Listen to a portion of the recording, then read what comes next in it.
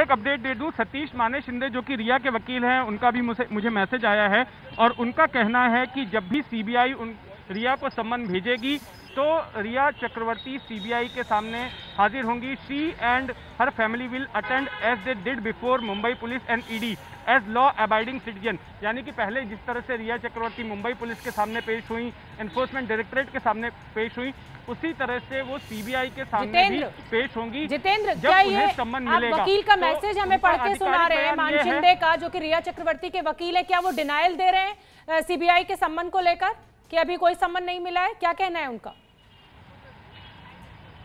देखिए, इनका सतीश माने शिंदे का आधिकारिक स्टैंड ये है कि अब तक सीबीआई की तरफ से कोई भी सम्मन रिया चक्रवर्ती या उसके परिजन को नहीं मिला है। जिन लोगों को आरोपी बनाया गया रिया और उसके परिवार से, ऐसे सभी लोगों को इस वक्त सीबीआई का सम्मन नहीं मिला है। और इसी आशय का मैसेज उन्होंने मुझे अभी भेजा। जब मैंने उनसे पूछा था कि क्या रिया को सम्मन भेज दिया है सीबीआई ने, पहुंच गया है, तो उसके जवाब में उनका ये मैसेज मेरे पास में आया है, जिसमें उन्होंने कहा है कि अब तक कोई सम्मन नहीं मिला है और जब भी सम्मन मिलेगा तो जिस तरह से मुंबई पुलिस या फिर ईडी के सामने पेश हुई हैं, यहाँ पर भी पेश होंगी। लेकिन मैं आपको बता दूं कि हमारे मेरे सहयोगी इंद्रजीत के सूत्रों ने ये पुख्ता खबर दी है और उनका कहना है, उनके सूत्रों का कहना है कि सम्मन भेज दिया गया है। हालांकि रिया के वकील इस बात को डिनाई कर रहे हैं। बिल्कुल, देखिए सम्मन मिला या नहीं मिला और सीबीआई जैसा कि आप के बारे में बता रहे हैं जी। देखिए, इसमें ये हो सकता है कि शायद उन्हें गिरफ्तारी का डर सता रहा हो, तो सम्मन रिया ने नहीं रिसीव किया हो, किसी और ने रिसीव किया हो और एंटीसिपेटरी बेल के लिए अप्लाई करना चाहते हो। क्योंकि ऐसा पहले भी कई केसेस में हुआ है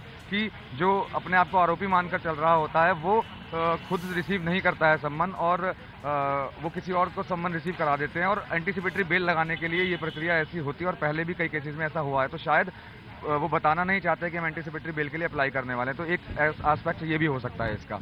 यहाँ तो ये एक आशंका, जैसा कि मनोज जता रहे हैं, कि टेक्निकल तौर पे हो सकता है रिया ने खुद ये सम्मन ना रिसीव किया हो, उनके बिहाफ पे किसी ने कर लिया हो और उसी बात को अब सतीश माने शिंदे इस संदेश के जरिए कह रहे हैं। ये भी एक संभावना है।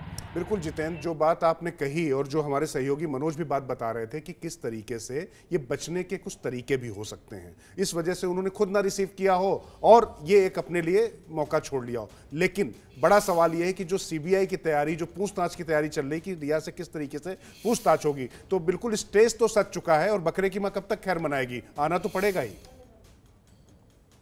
जी बिल्कुल, उनको पेश होना ही पड़ेगा किसी भी हालत में। अगर मान लीजिए कि उनकी एंटीसिपेटरी बेल रिजेक्ट हो जाती है तो ऐसी स्थिति में तो गिरफ्तार करके सीबीआई उनकी कस्टडी लेगी और पूछताछ करेगी।